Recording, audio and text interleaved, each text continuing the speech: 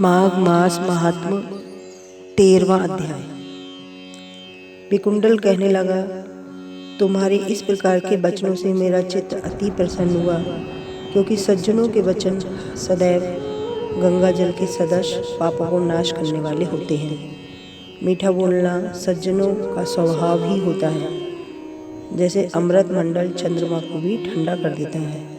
अब मुझे आप बताइए कि मैं किस प्रकार मेरे भाई का नरक से उद्धार कर सकता हूँ।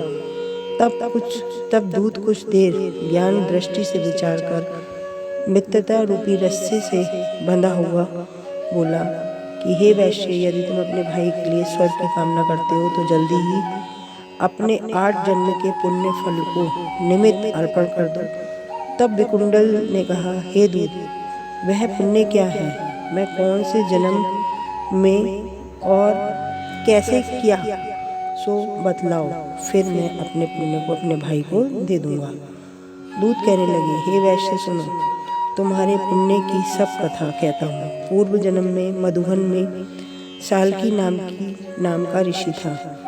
वह बड़ा तपस्वी, ब्रह्मा के समान तेज वाला, नवग्रह की तरह। उसकी स्त्री रेवती के 9 पुत्र थे, जिनके नाम ध्रुव, शशि, बुध, तार, ज्योतिमान थे।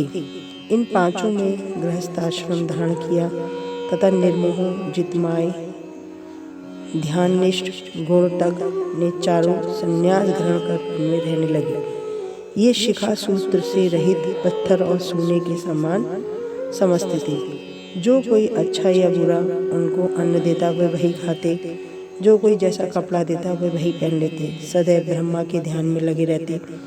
इन चारों ने व्रत, शील, निद्रा, आहार सबको जीत लिया। बस चर अचर को विष्णु रूप समझते हुए मौन धारण करके संसार में विचरते घूमते। ये चारों महात्मा तुम्हारे घर आए। जब तुमने मध्याह्न के समय भूखे प्यासे इनको आंगन में बैठा देखा, तुमने गदगद कंठ से आंखों से आंसू भरकर नमस्कार कर इनका बड़ा आदर सत्कार किया।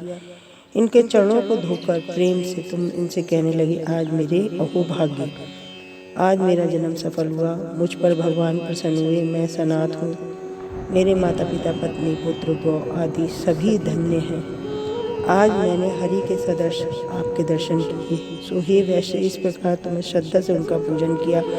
उनके चरण धोकर जल को मस्तक से लगाया। विधि पूर्वक उनका पूजन करके सन्यासियों को भोजन कराया। इन सन्यासियों ने भोजन करके रात तुम्हारे घर विश्राम किया। में ब्रह्मा के ध्यान में लीन हो गए। इन